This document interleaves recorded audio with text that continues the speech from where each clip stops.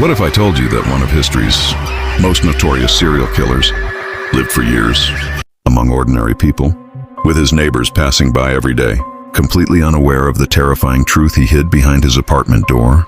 This man's name was Jeffrey Dahmer. He was born in 1960 and grew up in what appeared to be a normal environment.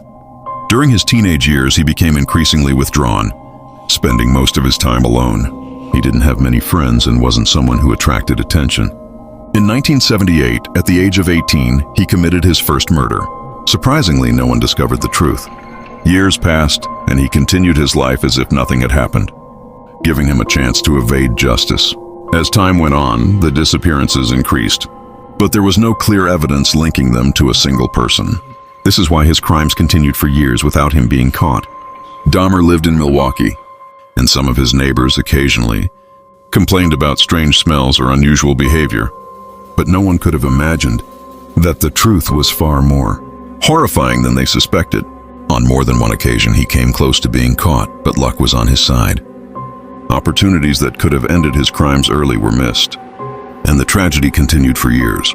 But everything changed in the summer of 1991. One night, a young man named Tracy Edwards managed to escape from Dahmer's apartment.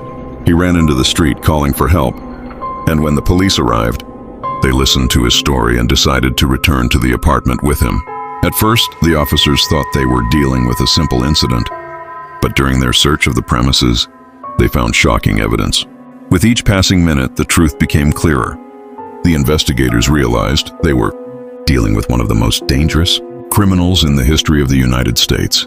The news spread rapidly throughout the country, and the case became a national shock.